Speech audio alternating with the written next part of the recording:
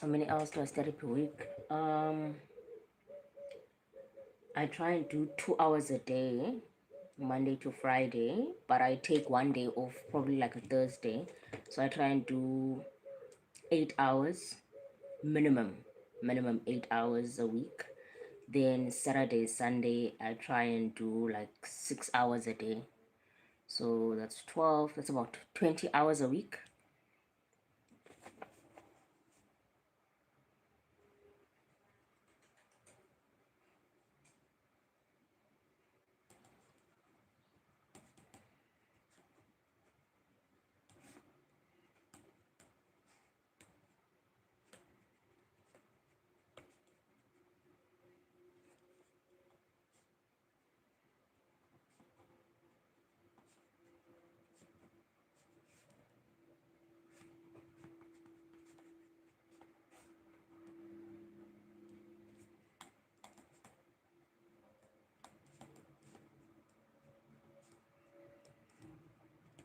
But it's more like topics that I want to finish. So some are hard, and they take longer, and some are not. Like right now, I'm doing fixed income, so it's a bit hard.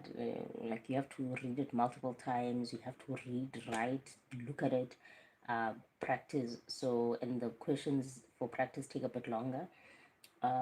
So for today, I want to finish swap rate curve, spread measures. So those are two topics.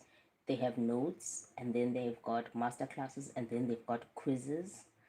Yeah, so I want to finish that today, but I also want to go and cycle before it gets too hot. Um, yeah, I wanna cycle to the gym before it gets too hot, so I have to just balance those two things together. Also, like I study, I'm very good in the morning, and then as it gets a bit later, like I become drained. So that's why I was like, let me wake up and study first. So there's no point in me saying, let me do 6 hours if I'm tired at that particular day.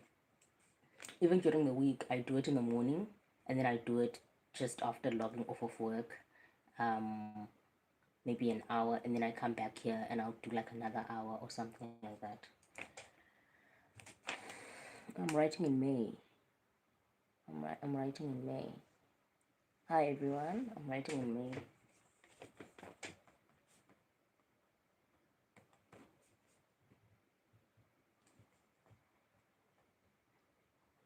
I didn't book for bushfire this year. Last year, I spoiled myself after writing level 1. I went to bushfire.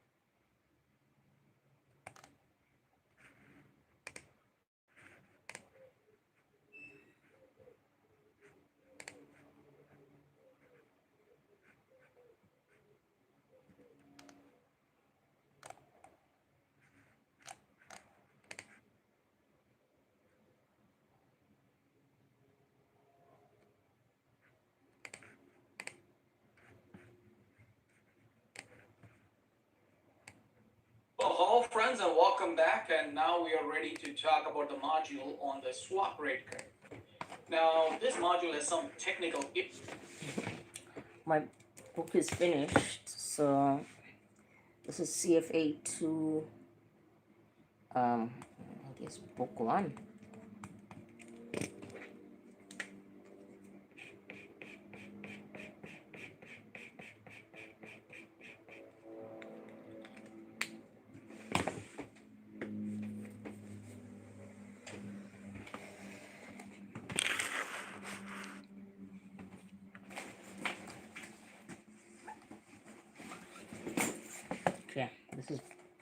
2. I had made some notes on it.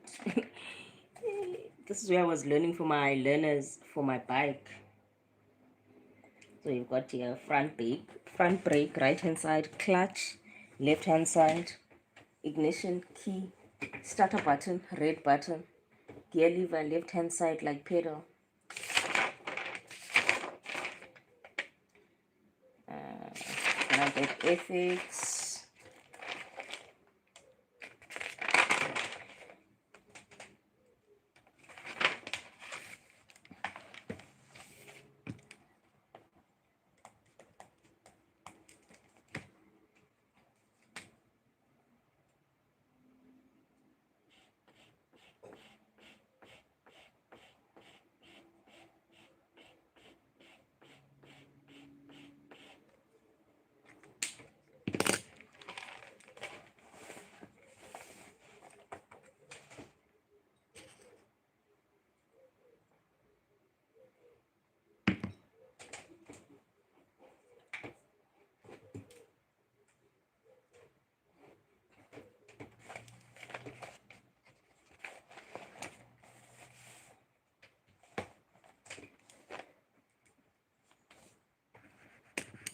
Issues that I'll talk about as we go along. But the swap that they're talking about here is plain vanilla interest rate swap. And in a plain vanilla interest rate swap, you have one party paying fixed rate and other party paying a floating rate. And you have seen this defined in level 1 as well. So it's also called as an interest rate swap. And the swap rate is also called as the swap fixed rate, and that is, as the name suggests, the fixed rate component. So when a fixed rate swap, a plain vanilla interest rate swap is at initiation, a fixed rate is determined. So the fixed rate payer will pay that fixed rate based on the settlement frequency, and the floating rate payer will pay the floating rate. So the curve itself is basically a plot of the fixed rate, the swap fixed rate. All right. So the LOS, as I said, there is some technical concerns about this LOS as it is presented to you here. And let's see what I'm talking about to understand it. First, qualitatively, let's understand what we are talking about. First, the yield curve. And, if you're talking about benchmark yield curve, it is simply a plot of the yield to maturity on different benchmark securities over time. So the maturity is on the horizontal axis, the yield is on the vertical axis. So 5-year treasury bond, 10-year treasury bond, and so forth. You plot that curve, you get the treasury yield curve. And for every country, there will be a different benchmark yield curve. And so that is the yield curve. Similarly, you have a swap rate curve, which is basically, again, showing the swap tenor, which is another name for maturity of the swap for the plain vanilla interest rate swap. So the swap tenor on the horizontal axis and the swap fixed rate on the vertical axis. Now, so when you connect those dots together, you get the swap rate curve. And the swap fixed rate is based on a formula that we're going to just show you.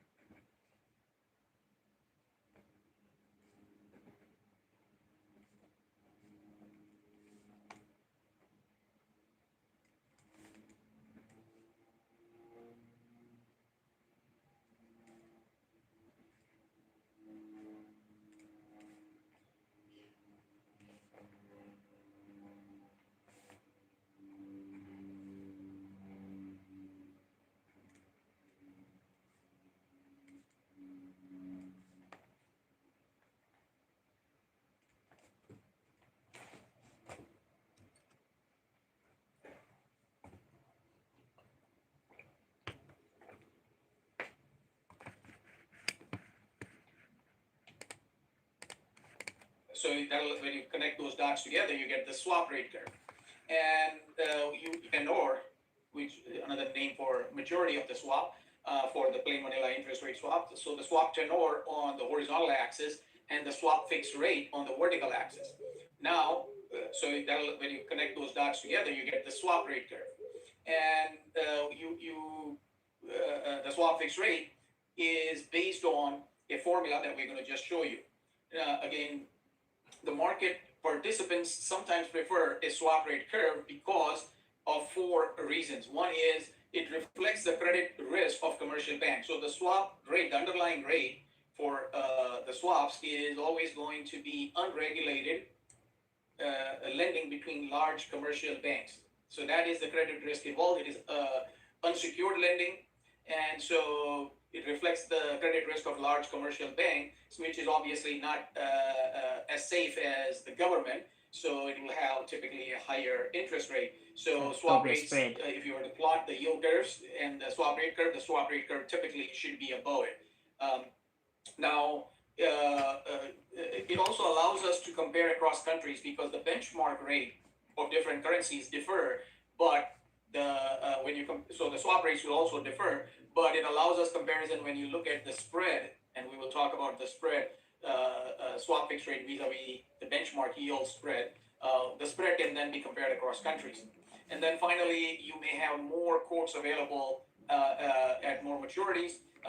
For the US market, generally, that is not as much of an advantage because you get enough data on treasury yields for all sorts of maturities. But in other less liquid markets, swap markets may be more reflective of the conditions at different maturities where there are gaps. All right, so pricing a swap. Pricing means determination of the swap fixed rate. And we're going to spend a lot of time on this in derivatives portion of the curriculum. So it is kind of surprising that they put it here again in fixed income. In fact, the authors of the two readings are different, and therein lies the disconnect. The only rational reason why we are including this here or duplicating it here is because there is a spread metric that we are going to talk about in the next module that refers to SFR. So if you have not talked about SFR or the swap fixed rate, it makes no sense to talk about the spread metric. But apart from that, there is no point in replicating it here. So you can think of a swap, a plain vanilla interest rate swap, where one party pays fixed, other party pays receiving. Well, you can basically replicate it. You can visualize it, and it's mathematically equivalent, where a pay fixed party is basically same as issuing a fixed rate bond.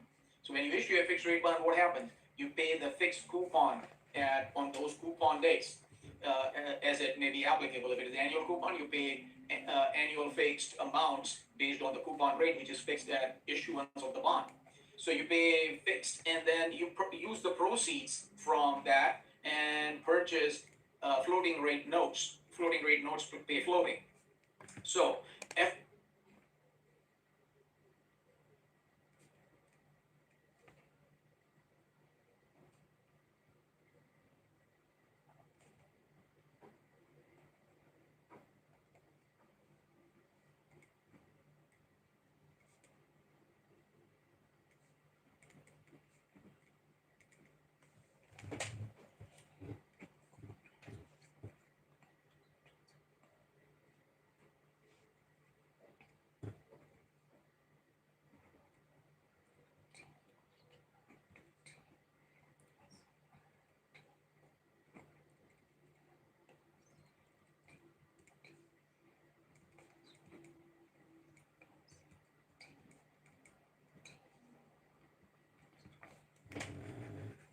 FRN is always, the value of an FRN is always par at initiation. Why? Remember again, when the coupon rate is equal to the yield to maturity, what happens? The bond will trade at a par.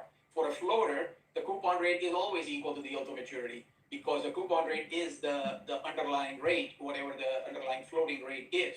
So always FRN is issued at par. Not only that, and is at par at each settlement date. So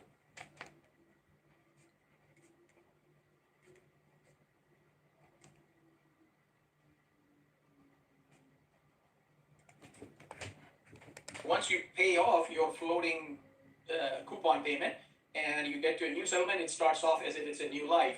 The floater will have basically value of par because again, the next coupon is what? The required rate of return or the yield on the bond.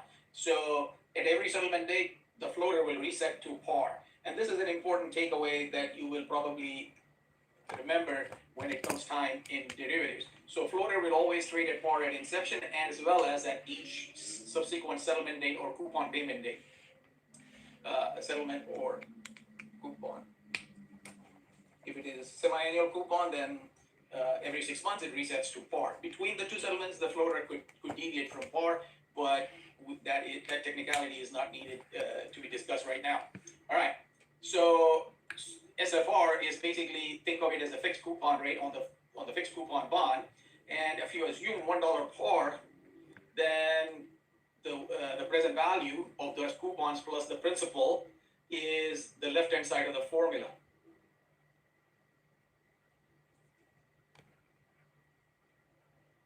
And we already know that the present value should be equal to 1. Why? Because that is the value of the FRN. Remember, the two values at inception should be the same in a swap. So that is the underlying assumption. Now, when you look at this formula, if you're mathematically inclined, I don't want to spend half an hour to demonstrate it to you, but if you look at this formula, you will basically say that this is nothing other than calculation of yield to maturity using spot rates that you learned earlier in this reading. So SFR is nothing other than calculation of yield to maturity using the spot rate curve. And if you are so interested in your time, you can go and check it and rework it, and you'll see how it is correct. Now, keep in mind, we are assuming $1 par, so here SFR, again, is a coupon rate as a decimal. So if the SFR is 0.03, that means 3% is the swap fixed rate, or 3% is the coupon rate.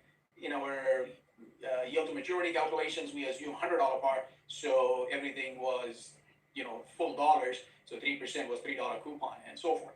But otherwise, this formula is nothing other than calculation of yield to maturity using spot rates. Now, technically, the Z values are spot rates, but, and which is fine, that is the label that the curriculum uses, Z for spot rates. But remember, if you are using the benchmark spot rate, this is where the reading is incorrect.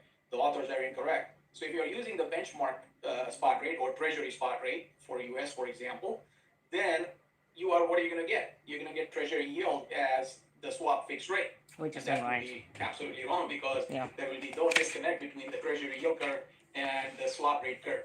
So it is incorrect. What instead the Z should represent is MRR. Now, what is MRR? MRR is called as a market reference rate, and used to be LIBOR for US dollar, and for every currency there is a separate corresponding label, corresponding rate. But US has gone into SOFR, secured overnight funding rate, as a replacement to LIBOR. Other countries are moving towards it. And so the curriculum basically uses a generic term MRR, which is a market reference rate, instead of those, whatever the market reference rate is for the currency you are doing, it will be given to you. So you don't need to remember the label for each currency. All right. So if you're using the MRR as the benchmark for the spot rate, meaning if you're using the spot MRR spot curve, then it is fine. Still, technically, you don't compound MRR like we do with treasury rate. So, and I'll show you when we get to the formula. So you will learn a slightly different iteration of the formula in derivatives, and that is the correct formula. Here it is an error. All right. So pricing a swap, once again, repeating that formula that basically tells you the first part is present value of the coupons discounted at the spot rate. The second component is present value of the par, again, discounted at the spot rate corresponding to the par. So T, uppercase T represents maturity, or the tenor of the swap. And one is the value of the floater, the par value. And if I take each of these, if I take 1 divided by 1 plus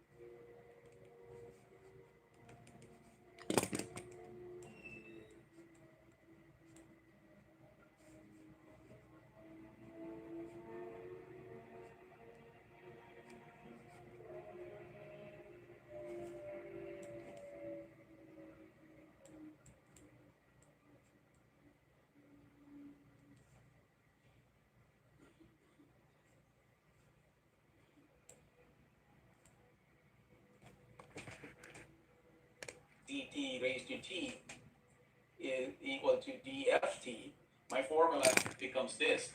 So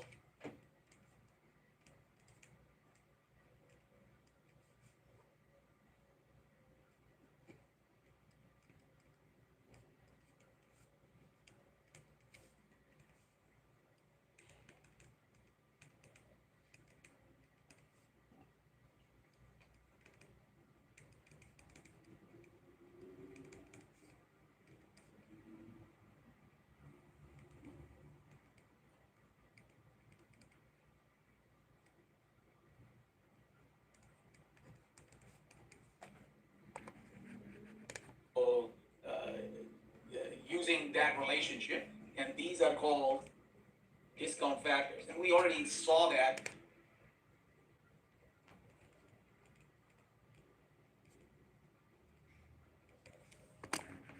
when we were talking about uppercase P earlier, price of a zero coupon bond with $1 par value was nothing other than present value interest factor. For those of you remember, using present value tables before Texas Instrument was allowed, but it is nothing other than present value $1 discounted for a corresponding time period based on the corresponding spot rate.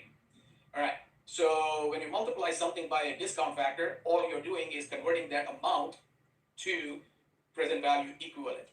And the summation basically tells you you're doing it for each coupon during the life of the swap, each settlement during the life of the swap. And so now, if you take the sum of the discount factor, so you take SFR, remember swap fixed rate is fixed. So it's a constant amount C coupon rate on the fixed rate bond. If you take it out of the parenthesis, then you get C times sum of the DFT. So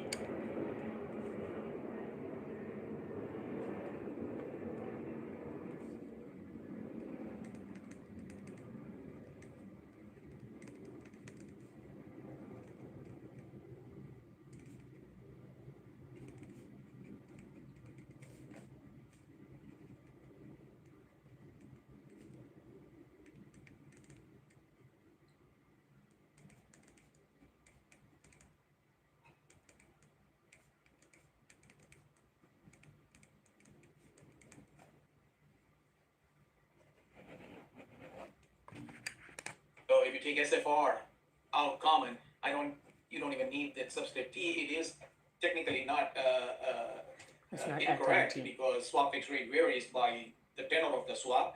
But for understanding this formula, think of it as a constant for that swap and then multiplying it by the sum of the discount factor. So AFT is an annuity factor or sum of the discount factors. So you add up all the discount factors corresponding to the settlement dates on the swap, and then add the present value of that last $1 again that you can calculate by multiplying one times the last discount factor, and you add them up. It should add up to 1, and you can solve for this. The SFR is unknown. You can calculate the SFR. So the fixed rate or the coupon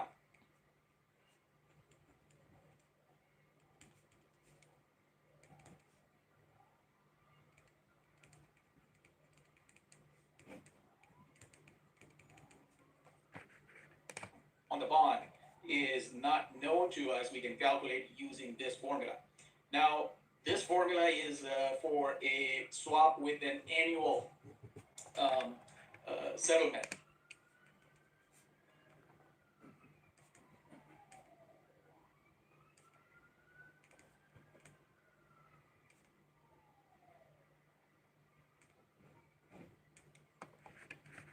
If it is more than one settlement per year, so if a swap is semi-annual swap, then you multiply this formula times 2. So AP stands for annual periods or annual settlements.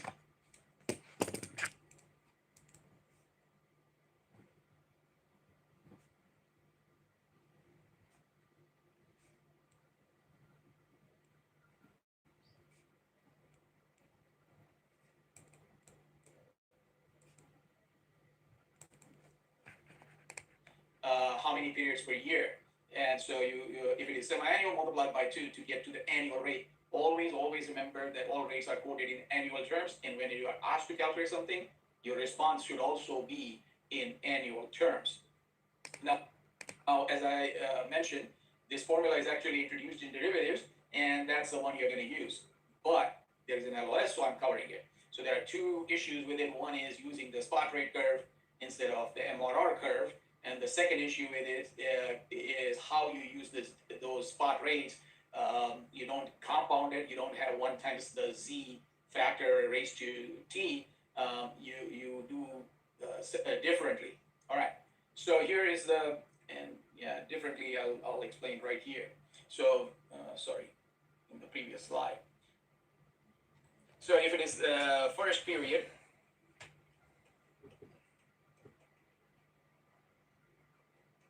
instead of that, I do SFR raised to 1 plus t times ct. And again, I'm assuming here when I represent it as annual settlement. If it is not annual settlement, it will be a different formula. And again, you're going to see this in derivatives. So right now, recognize it's an error for the exam. That will be from you're going to use the formula from derivatives section, but this is the LOS. All right. So suppose a government bond, government spot rate curve equals the following discount factors. You're given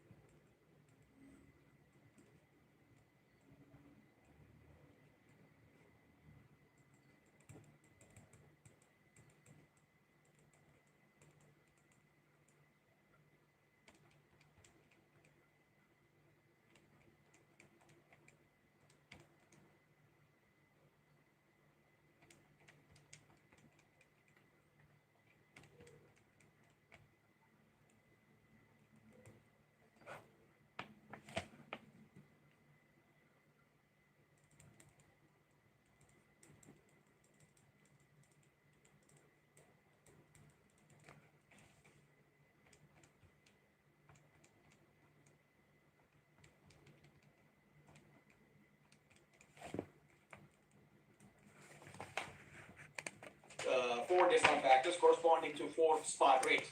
You're asked to determine the spot rate curve.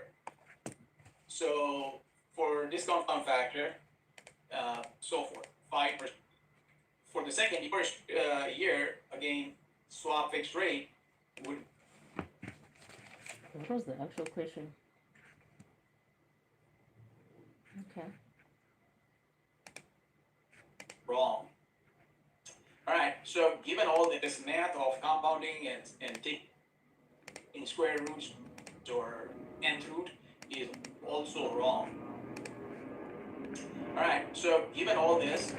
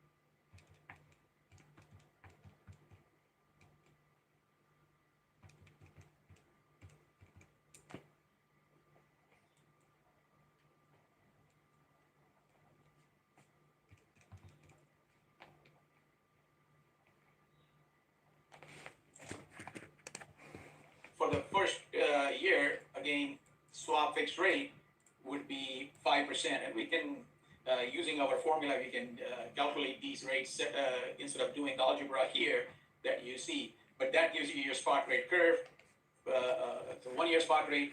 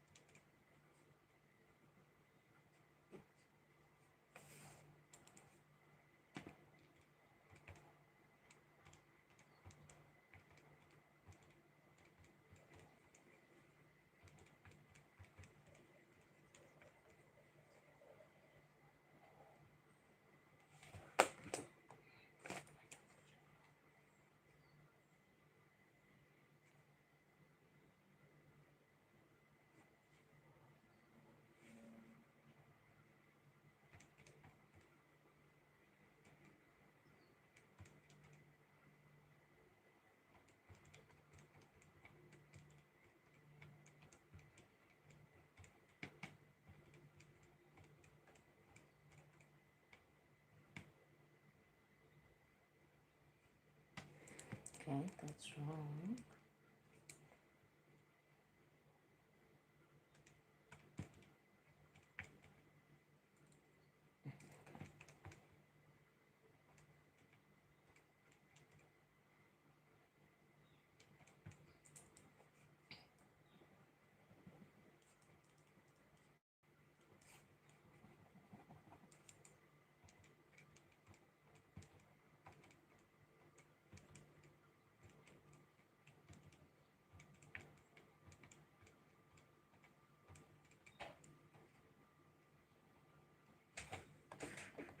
For 1 year spot fixed rate is 5%, 2 year spot fixed rate is 5.97%, 3 year spot fixed rate is 6.91%, and 4 year spot fixed rate is 7.81%. Now, earlier I just said that the swap fixed rate is nothing other than the yield to maturity. Remember, I said that that's the same formula if you dig into the math behind it.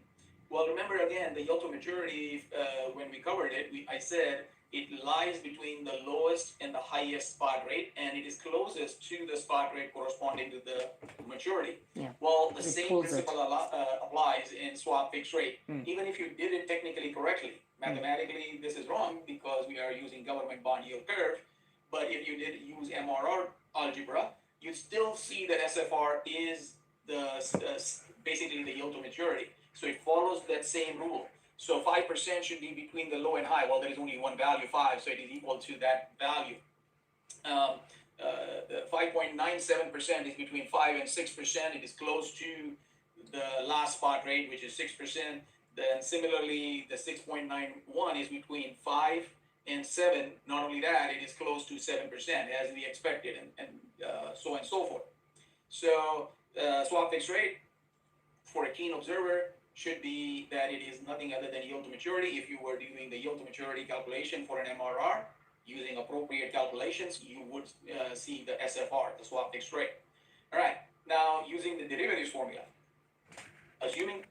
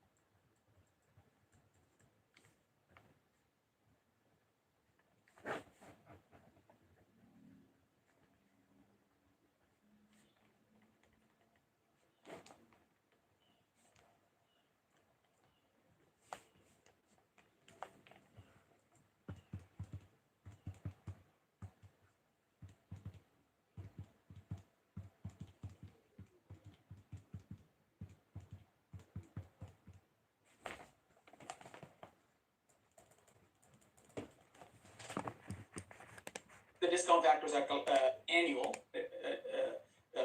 divided exactly. So it is easier to use that formula. And the discount factor, when you get to derivatives portion of the curriculum, when you're calculating SFR, the discount factors themselves are going to be directly given to you. Then you're asked to calculate the fixed rate. You just have to apply this formula and you get to the right answer. All right. Keep up the good work.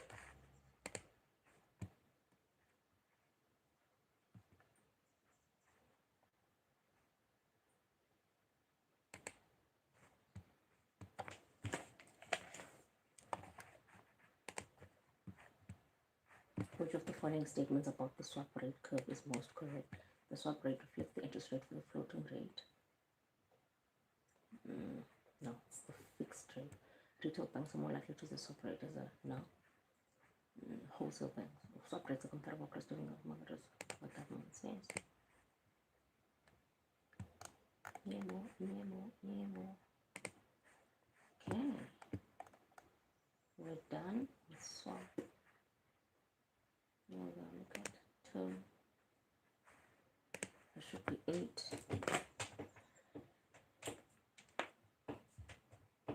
Oh, 9. That's good. Let's look at my performance tracker and see where I'm at. Still on 60. I thought I would be further. Why did I think I would be further? Aim for 36. We're done. 9 plus 9 plus 3. If I can do 4 more. I would have done 36. Steady and spread.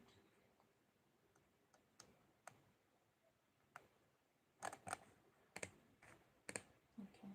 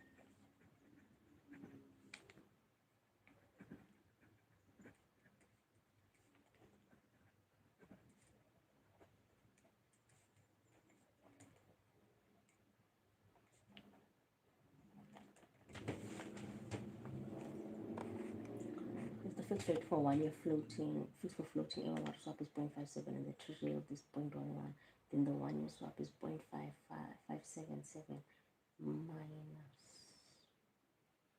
Would it be minus or 46 pips? Oh, okay.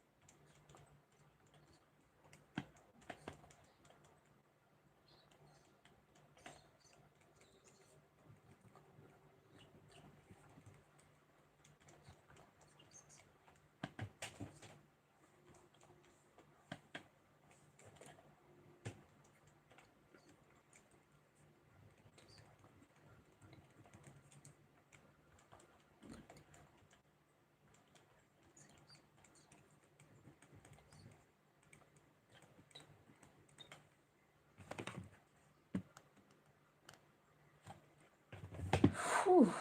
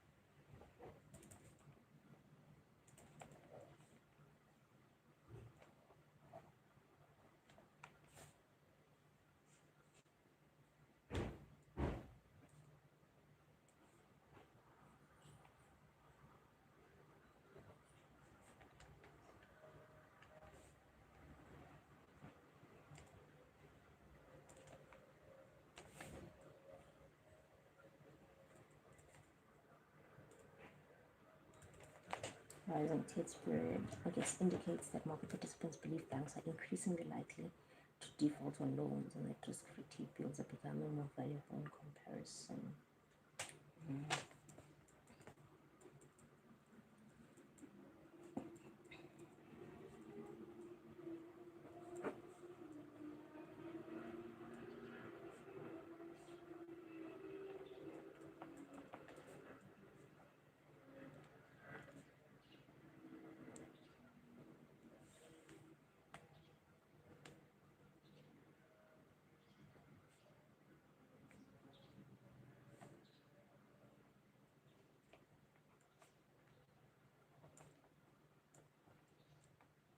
I still don't get it though, because where's the euro dollar amount by which the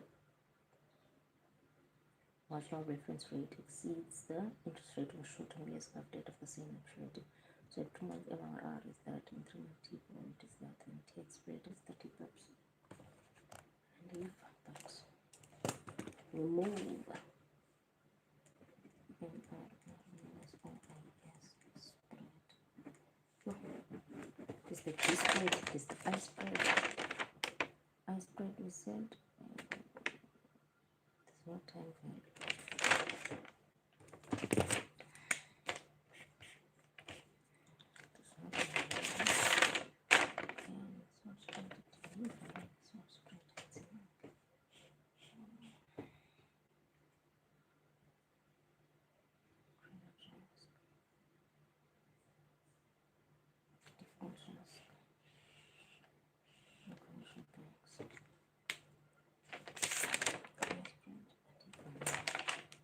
That spread. No volatility.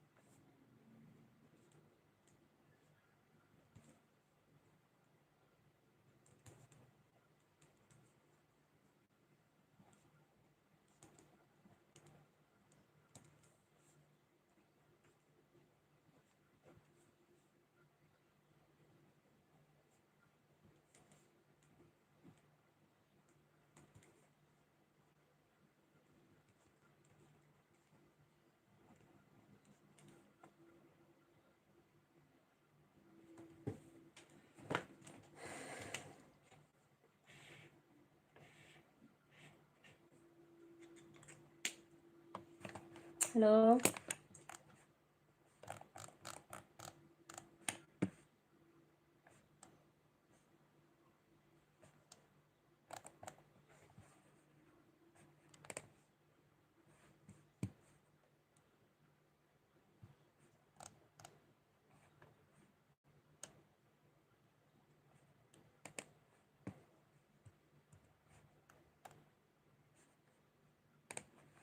Okay, so spread metrics. Spread is basically the difference in values of two different rates. That's the definition of spread.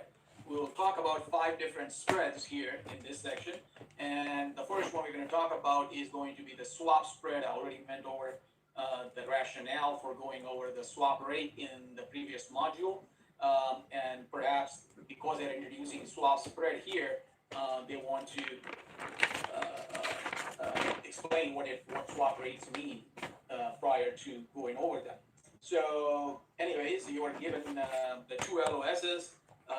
The first one dedicated to swap spread, and then the next one talking about different types of uh, other spread, the 4 other spread metrics covered. All right, the first one, swap spread, is basically the difference between swap fixed rate and treasury yield for the same maturity. So the 3-year swap rate or 3-year swap fixed rate minus the 3-year treasury yield. Now, remember earlier I said that is technically inaccurate if I was using the treasury yield curve or treasury spot rates in our example. I would have gotten the yield to maturity, which is equal to, or I would have gotten the swap rate, which was exactly equal to treasury yield in every single instance. In other words, the swap spread by that math would always be equal to 0, which obviously makes no sense because what we are learning here in this LOS is it is almost always positive.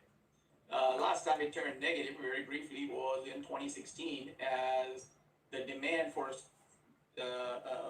swap rates, swaps was going up as corporates tried to hedge their interest rate exposures.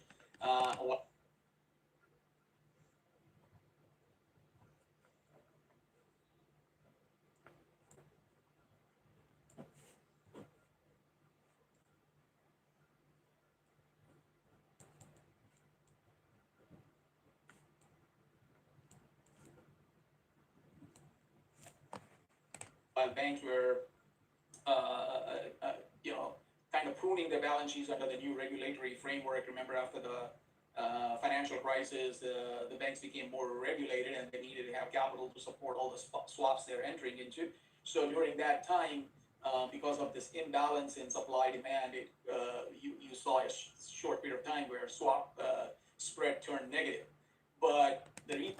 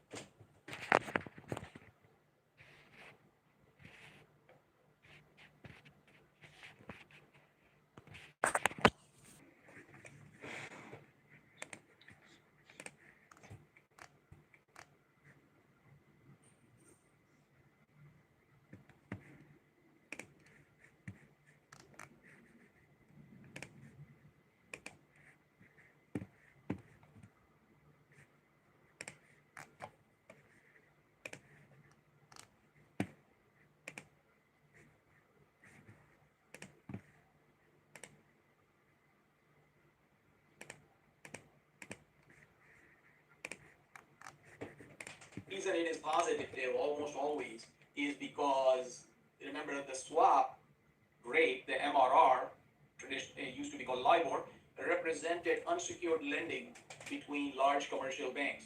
Now, if it is the credit risk of these large commercial banks is pretty low, but it is not risk free. Versus when you talk treasury, that's the proxy for risk free, and same thing for all benchmark. So commercial bank is more risky than the government, and so therefore the spread is expected to be positive. Now, swap spread is typically the usage is oftentimes loans are structured, floating rate loans are structured based on a swap rate plus a additional premium depending on the credit risk of the borrower. Traditional banks, wholesale banks in the U.S. tend to use the swap market a lot, so therefore they may use that swap market information in their business activities, lending activities.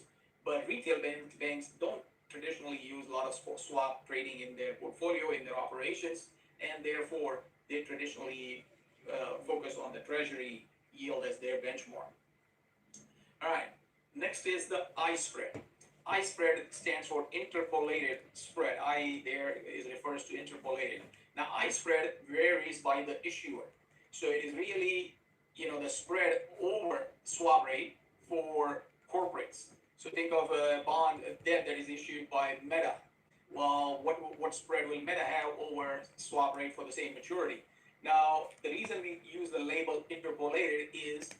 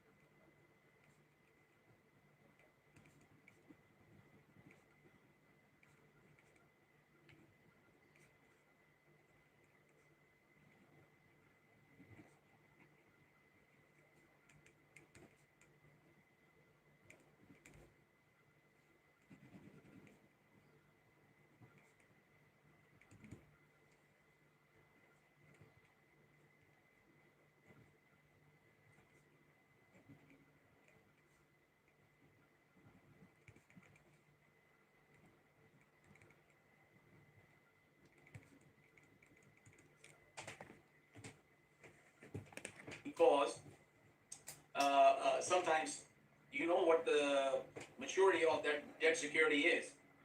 If you're evaluating Meta debt, and it may have a maturity of 7 years and 3 months. Well, you may not have exactly 7 years, 3 months swap fixed rate available. You may have 7 years swap rate, you may have 7.5 year swap rate, but you may not have 7.25 year swap rate. So you interpolate those two values, those two points between where your observation lies, and determine the interpolated swap rate. So that is the label interpolated. That is where the label interpolated comes from. You are not doing interpolation. You are just understanding what it represents. It represents credit and liquidity risk of that issuer of that debt security over what? Over the credit and liquidity risk of large commercial banks. So it is over fixed rate. It is not over treasury.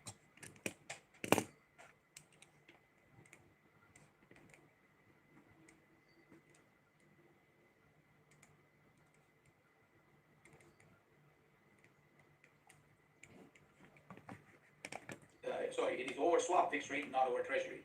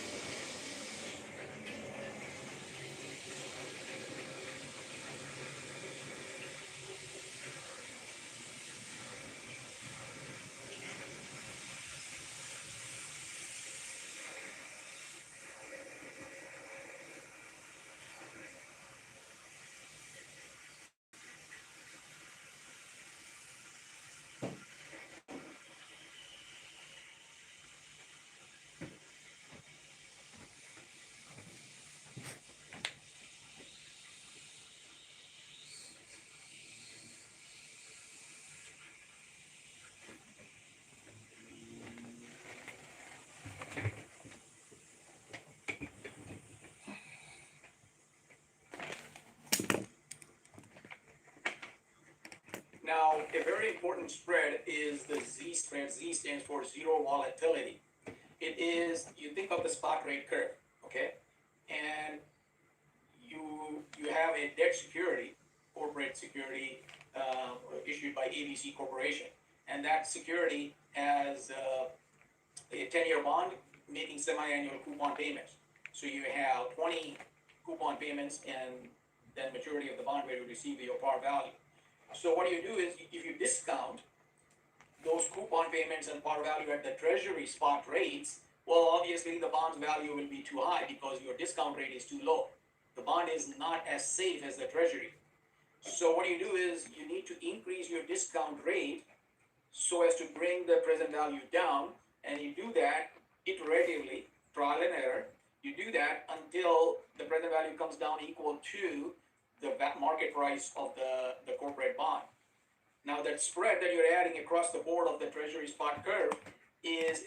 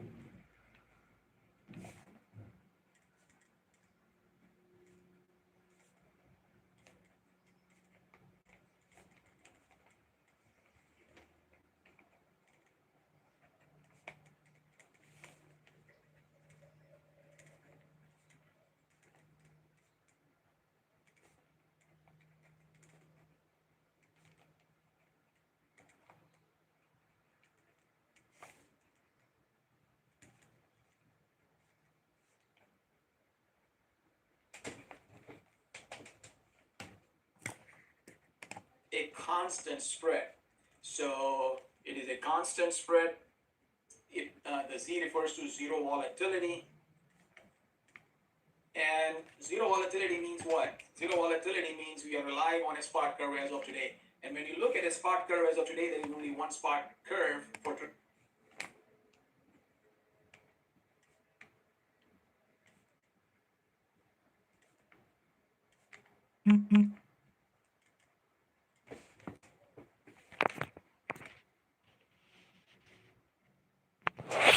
Oh,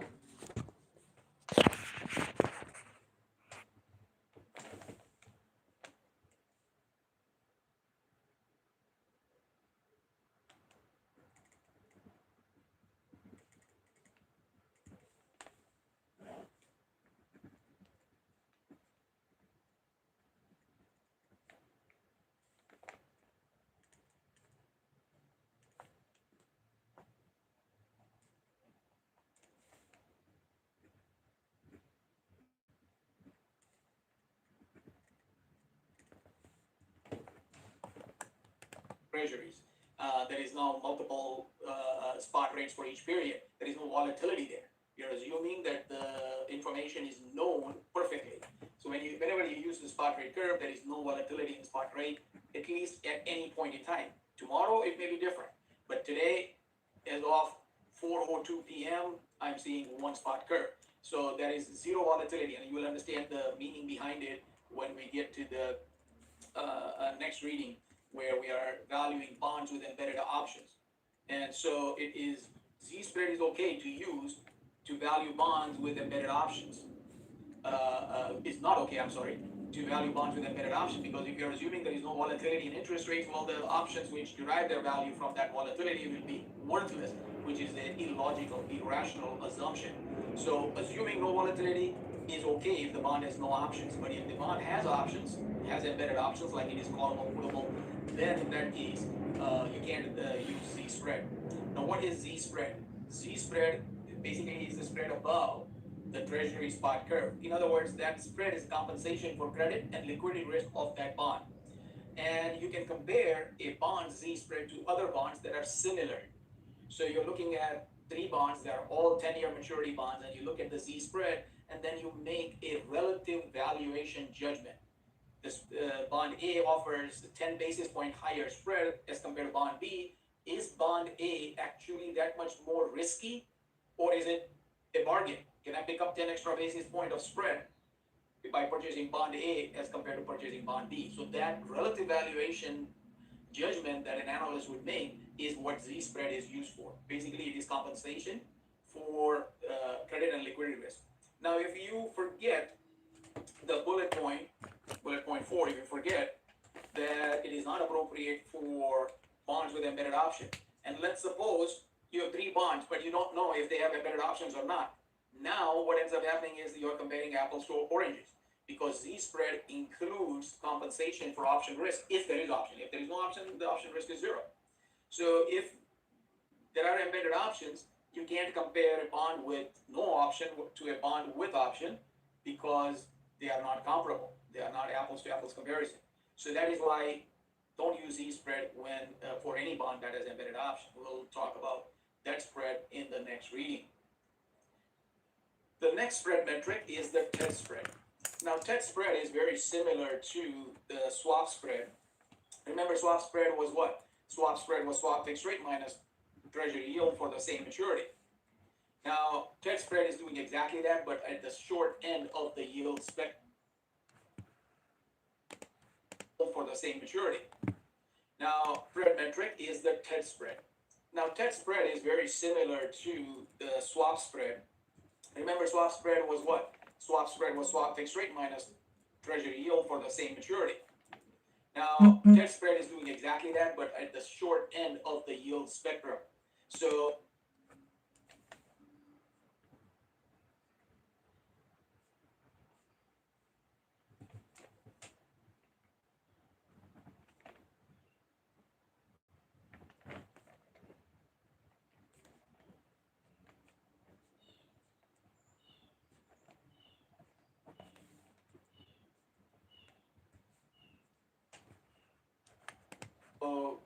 we are looking at euro-dollar rate, which is basically LIBOR or MRR now, and the rate implied by euro-dollar trading, and you get the MRR from that information, and you compare it to T-bill. So it is really MRR minus T-bill, and we are looking at short end T-bill, typically 90-day TED spread. So you're looking at the short end of the spectrum, otherwise they are basically telling you the same thing. Now, a rising TED spread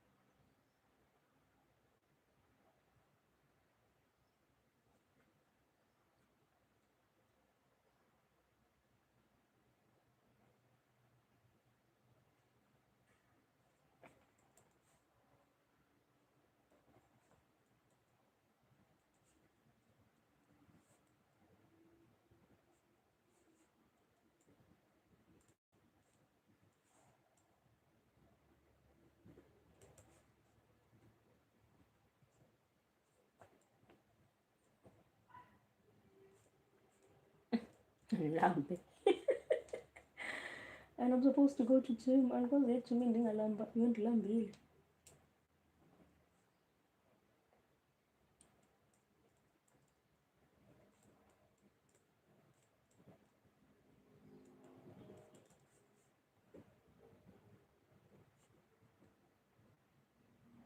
Means I have to go to the shops first. Tells you that there is falling liquidity in the market. Remember, MRR is what? The rate that banks charge each other, large commercial banks that charge each other for unsecured lending. And so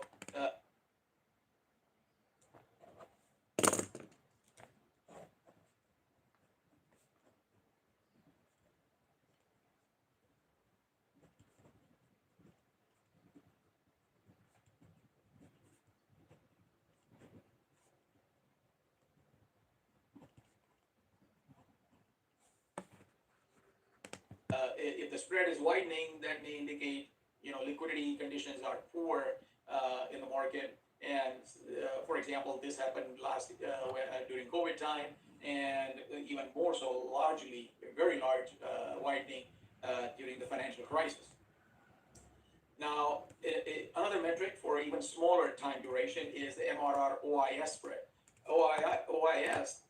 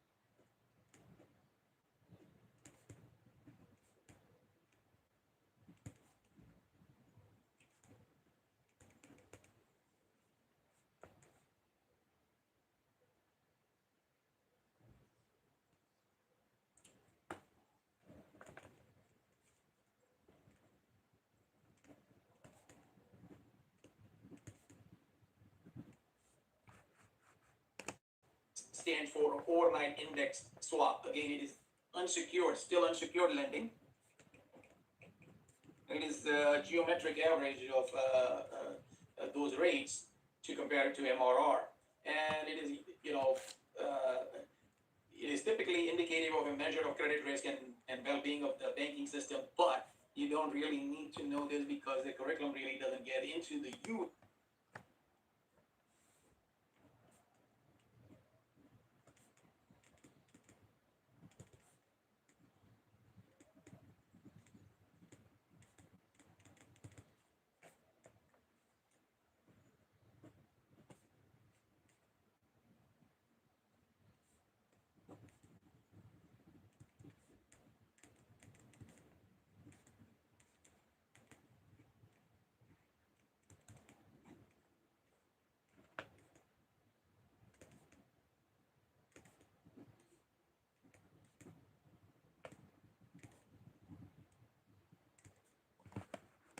Of MRR-OIS spread curiously, even though the LOS basically asks you to. So technically, what you're testable on is simply what is MRR-OIS spread. It is MRR minus OIS. OIS stands for overnight index swap rate. So those are the spread metrics. Let's do a couple of examples.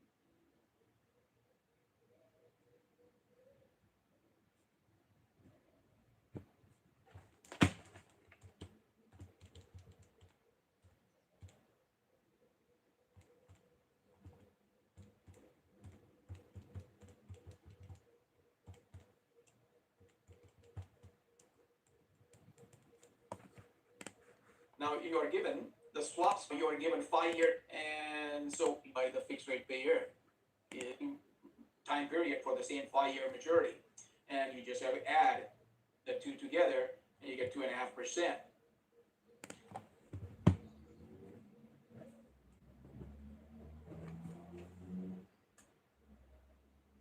The 3-month T-bill.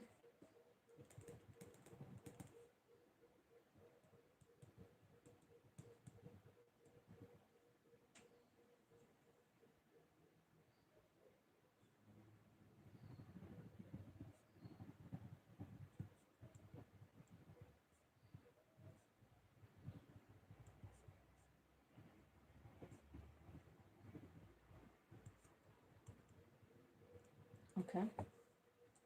If the T-bill drops, stays the same, then it means MRR went up for liquidity.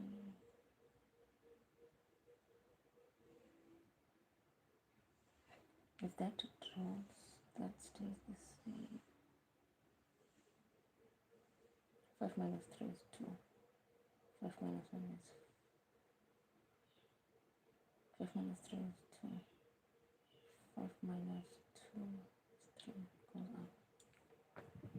It goes up. Now, another example, if relevant 3-month T-bill rate drops and MRR remains the same, what happens to the TED rate? Remember, TED rate is MRR minus T-bill rate, and if the T-bill drops, then what happens? The spread will increase or widen. Continuing on with our next example, given the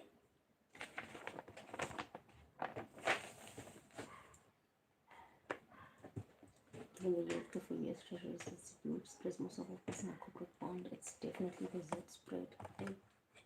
yield curve for Treasury zero coupon bond, which is, so yield curve for zero coupon bond is also called as what? Spot rate. And so this is nothing other than spot rate curve. Kind of a refresher on, or kind of reminding you that spot rate curve is also called as zero rate curve, or spot rates are zero rates, and we went over that, so kind of reminding you that, which you have that as your benchmark, as your starting point, the spot rate curve. Which spread is most useful in pricing a corporate bond? Well, spread. Can you use a TED spread? No, you can't, because TED spread would basically tell you, if you add a TED spread to the spot rate, what are you going to get? You're going to get, first of all, you need to calculate the yield to maturity from spot rate curve, and then add the TED spread. You would get the swap fixed rate, but that is not what you want. You want what? Price a corporate bond. So what you use is the Z spread. So Z spread is helpful given a spot rate curve in pricing a corporate bond. MRR OIS spread is very short term, and again, that is not useful in pricing a corporate bond because MRR does not reflect the risk of a corporate bond. All right, so rather short module, just long. 5 spread metrics, and it felt very long. Okay, let me. Oh, I'm so tired. 1, 2. Arbitrage fee valuation and analysis. That's also for me. Oh wow. That's just one. If I can do 2 readings today. But this one is gonna be binomial trees and interest rate models. And I've got valuation and analysis of bonds. Oh.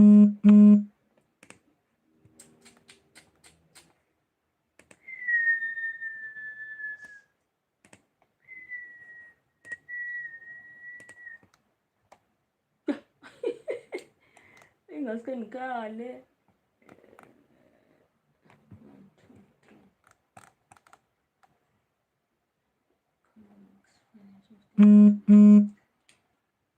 After this, I'm definitely doing economics because my mind. Okay, let me quickly do the quiz. After the quiz, I'm going to go buy food to eat so that I can go to gym. The swap spread for default free blonde is least likely to reflect the bonds mispricing in the market, illiquidity, or time value? Mispricing in the market, illiquidity. It will definitely capture liquidity risk, and it will definitely capture time value. The only spread that doesn't capture time value is, I think, the I spread. So I'm going to say mispricing in the market. I'm not confident though.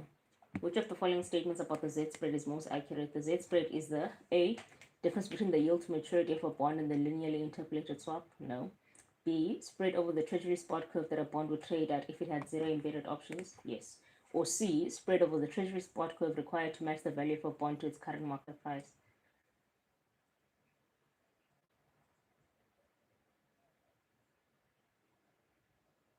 Does the Z spread need zero volatility? Yes, zero interest rate volatility. Yeah, it's B. I'm not confident here. The trade spread is calculated as the difference between the 3-month MRR and the 3-month T-bill. Yes. MRR and the overnight index swap. No, that's the OIS spread. C, the 3-month T-bill and the overnight index. That's the same thing. Oh, it's A. Ooh, I got 33%. Oh.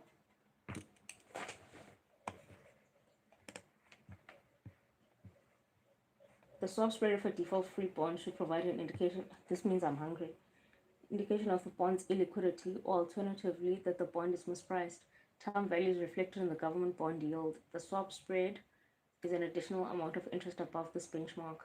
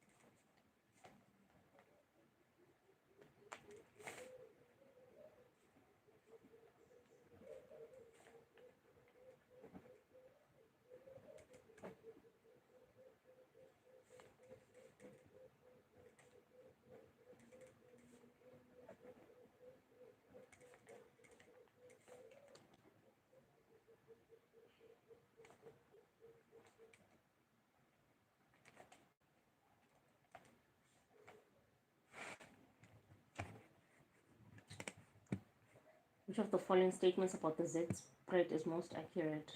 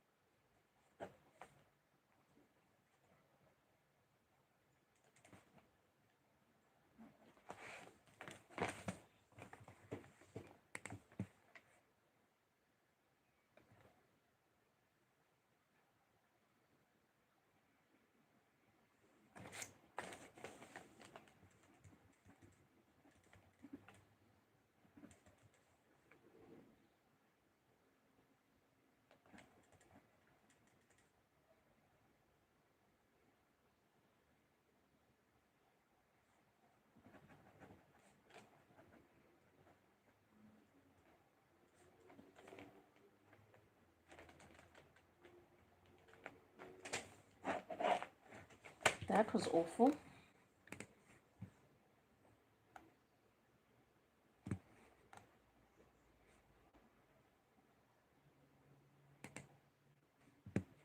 Now I have to start on term structure theory. Yo.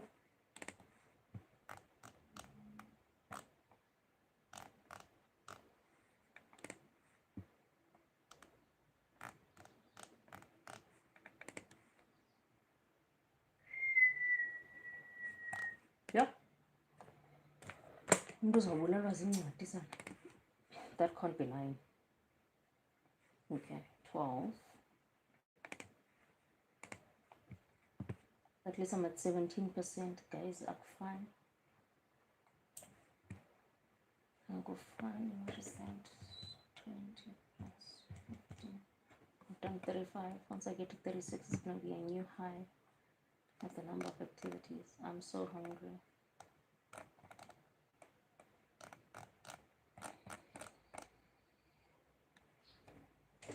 Yeah, I'm hopping off. It's 10. I need to jump. I need to buy food. I need to cook. I need to, yeah. So I'll try and be back at like 2. Yeah, back at 2.